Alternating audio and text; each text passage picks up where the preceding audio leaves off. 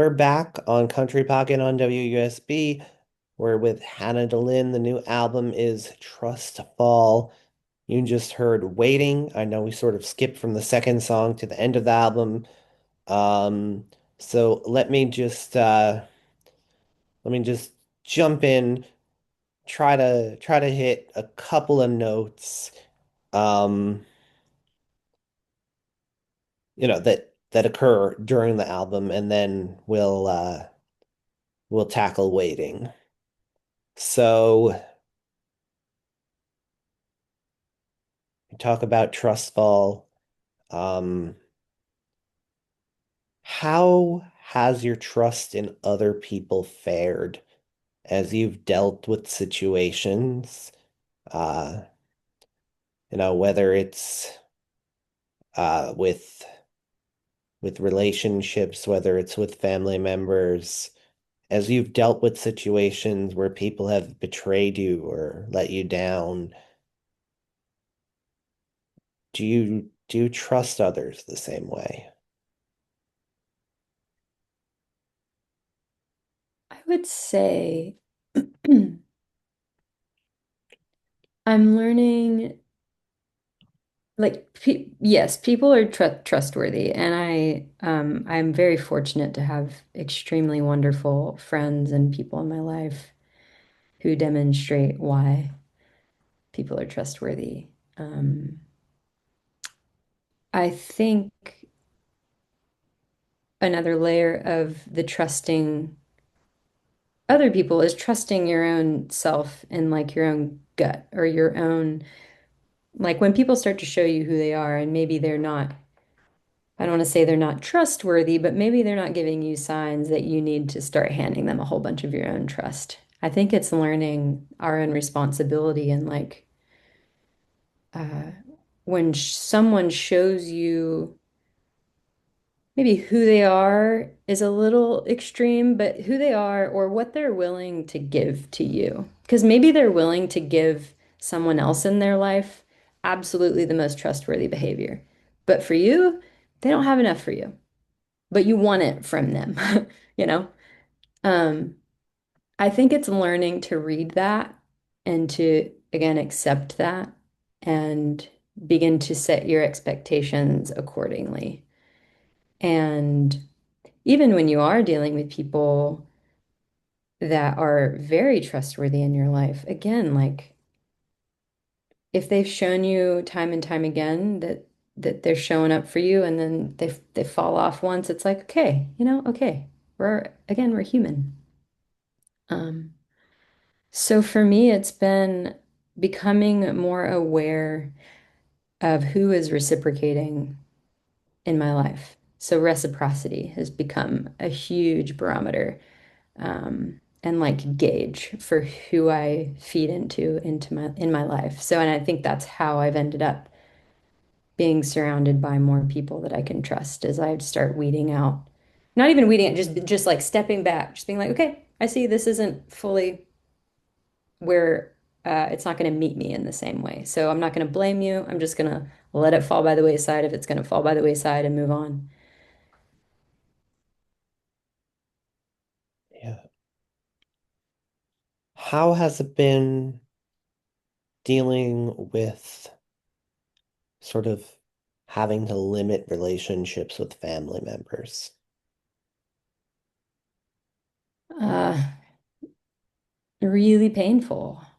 Um, because I think in their own way, this particular family member thinks that they are doing the best for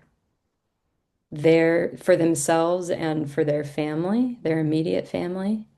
Um, um, or the family that they've built, I should say. And the ripple effects of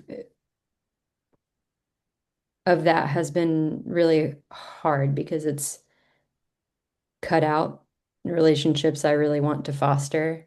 And it's cut out relationships that I hope one day they will not regret not fostering because I care about them and love the other people involved that didn't really have a say in it. Um, and all of that is incredibly difficult to let go of, I guess. Yeah. Um, and to look back and be like, whoa, could I maybe if I would have said this differently, would this all have all gone down? Again, there's still like the reflection of my part in it, but um, for the most part, it just doesn't, it's just heartbreaking and it doesn't make sense to me. And it's kind of shocking and it's that's a reason it's been on the one hand almost easier to let go of because it almost seems just like the, there people aren't necessarily thinking clearly.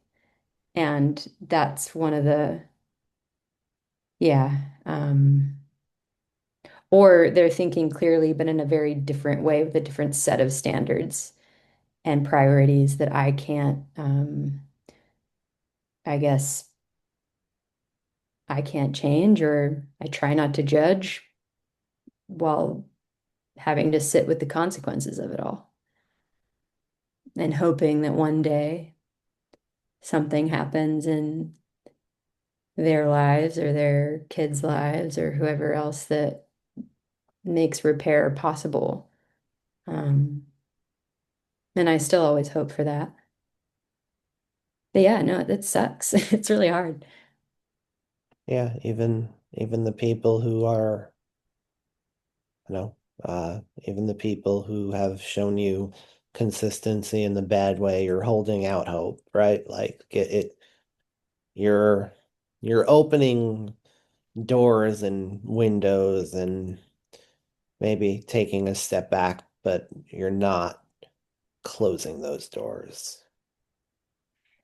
Yeah, and that's a good point. That is like people that are showing you consistency, even in a bad way. I think um, that has been especially hard is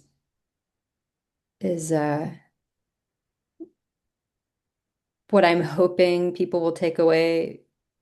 One of the things I'm hoping is like, okay, let's be gracious with one another. Let's put ourselves in each other's shoes. Um, that doesn't necessarily mean you don't draw lines and you don't have boundaries and you don't take care of yourself. Um, so yeah, I think that the way you put it there at the end is like, yes, I'm gonna definitely keep the door cracked. Should there be evidence that that would be healthy for everyone involved? Door cracked, still still a bouncer though. Yeah, there you go. Yep. Well, um, let's move on to waiting. Um, really minimal production there. Very powerful statement. So as you as you learn to heal, as you learn to be nicer to yourself, have different relationships with others, as you're going through this process, um, are you feeling as though you're maybe not living to the fullest? Like, are you perhaps not I don't know. I can't tell. I can't tell where the waiting comes from. What what is it that you're looking to get back into doing? Like has this transformation made it so that you're living differently and to the point where you miss some of, putting yourself out there more freely?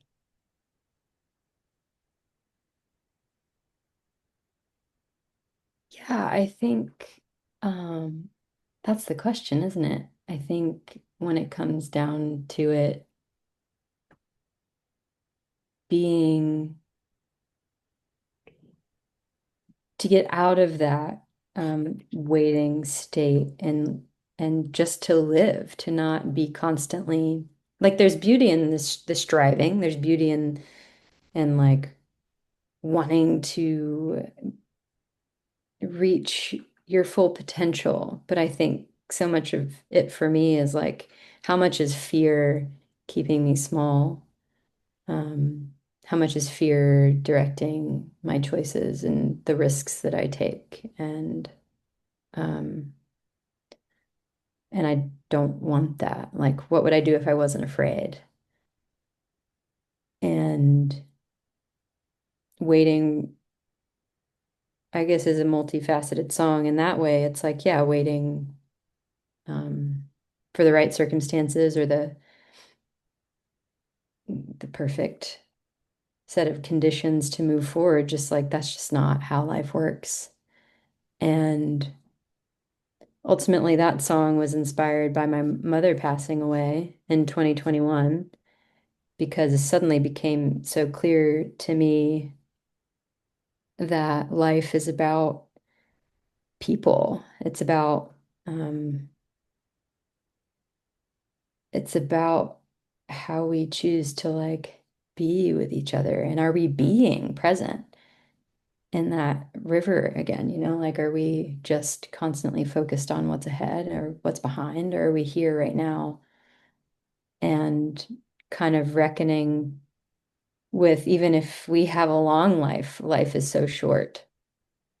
Um, and really losing someone I thought I would have a lot more time with because she was quite young. She was a young mom. Was only 56 when she passed. Um, I just thought I'd have so much more time.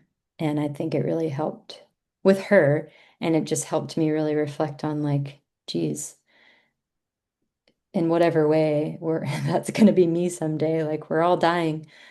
And I think that's something we don't talk about a lot in our culture. It's something that we're scared to talk about. We're scared to feel. And when that's happening so closely to someone you love, yeah, it just becomes very real and very apparent and palpable. And that's one of those just life-changing events in my life that I couldn't have foreseen just how devastating it would be. And and wanting, like truly wanting to like see life for the gift that it is and health, like good health. Um, or even having health issues. It's just like really trying to be present with like, it is so cool to be alive. Even when it is really hard and sucks and the world is crazy, it's still such a gift and a blessing. And that for me, that song is ultimately what I'm trying to remember and appreciate the people in the sense that like it wouldn't, I mean, people make it worth it. People make it wonderful, um, and hard and wonderful. So I hope that was clear.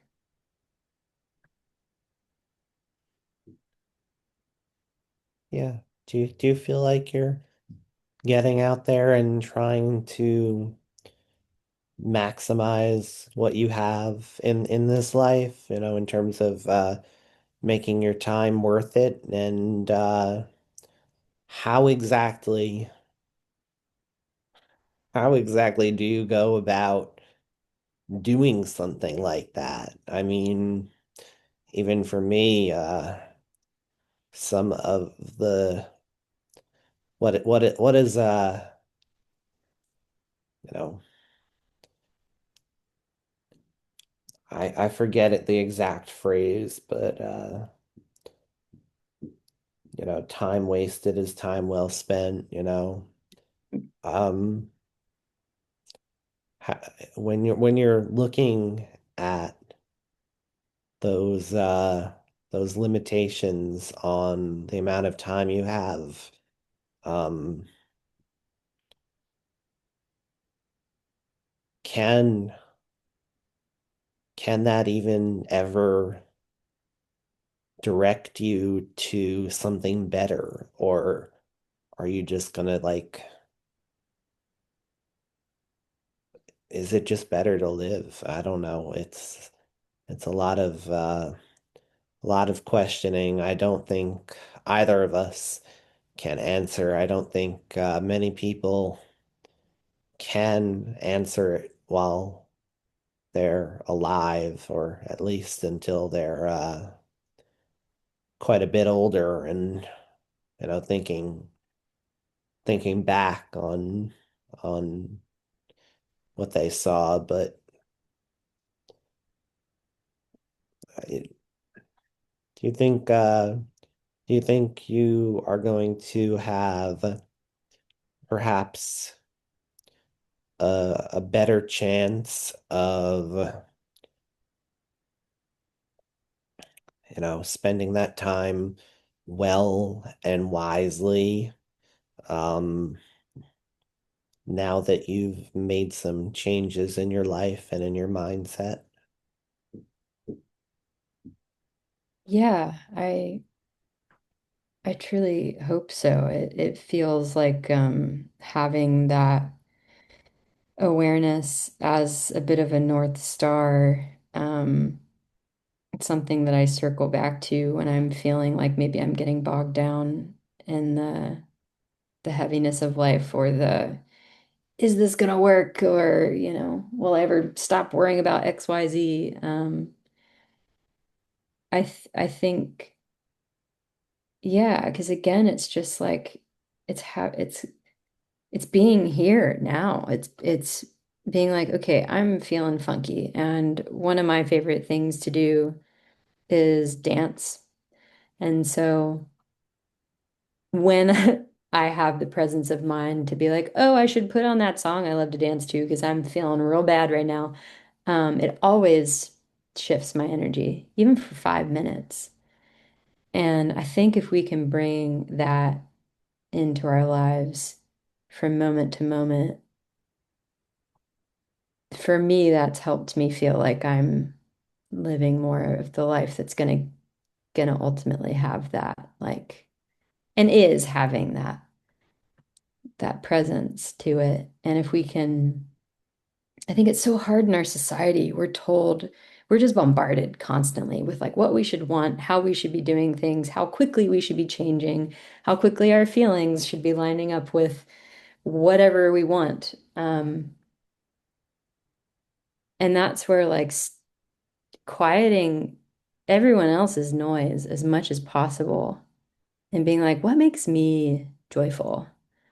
Um, what brings me back to myself? Um, kind of beginning, giving yourself the time. Like it's not like, you know, things are going to be fixed immediately. It's just like start paying attention to who you are, like what lights you up. And if it's dance, like dance in your kitchen for 5 minutes and see how you feel. And then how you want to move into the rest of your day. Like we have the power to shift how we're feeling. And if we do that moment to moment, we're more likely to make better choices for ourselves that lead to the life that we want, and to give ourselves hope and like a chance of like, oh yeah, maybe I can actually spend 20 minutes every night drawing or reading this book I've been wanting to finish, or doing these little things that like make us proud of ourselves. They can be so small, and I think they add up way more than we realize to both being present. And then in that way, you're like being present, you're sort of shifting your timeline into the stuff that makes you feel good. And then feeding into that feeds into the life that you want. Um, I say you, but I'm like, that's how I've been approaching it. And that's like what I think we can do for ourselves. And being okay. Okay, here's a cool example. I love this book series that's now TV television series. It's the Outlander series. I love the Outlander books. I've been reading them since they like came out many, many years ago. And the last book, what I thought was the last book, came out. And I bought the book in like 2023 and was so excited about it, wanted to read it so badly, but it just sat on my bookshelf. And because I had so many other more important things that I should be doing and couldn't make time for reading, even though it was like one of my favorite things to do as a kid. Um, and then finally, like earlier, maybe 6 months ago, I said, I was just like, okay, I really want to read this book. I really want to remember this thing I loved doing as a kid. I'm going to do it before I go to bed and first thing when I wake up because it's going to connect me with something that I love. And even if I read one page, I'm going to do it. And this like literally 900-page book, like page at a time, finally got finished. I had no end time of when I wanted to finish it. I just wanted to at least pick it up for one page every night. And sometimes that would turn into a chapter, sometimes that would turn into a section or two chapters or whatever, if I had more or less time or energy. And then it got done. And I think for me personally, the incremental steps have helped so much. Um, I just would have like that book would have just sat on my shelf for another however many years until I had time for it. But our time is now. So, yeah. Well, I like to close my chats by asking you to choose a song, something you have had nothing to do with creating to Ooh. close things out. And I think it's a nice and easy prompt after this conversation.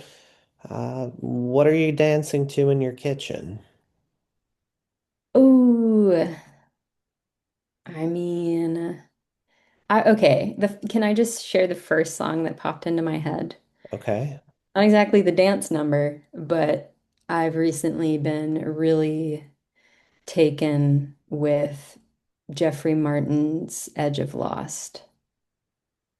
It's just a sweet and beautiful and like simultaneously heart-wrenching and heart like warming and emboldening song.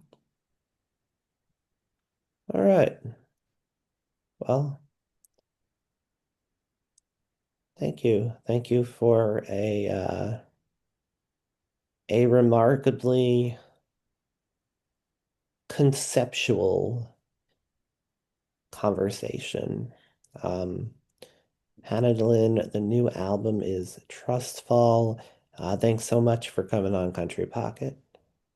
Mm. Thanks so much for having me, Trevor. I really appreciate it and I really enjoyed it. Thanks for all your excellent questions.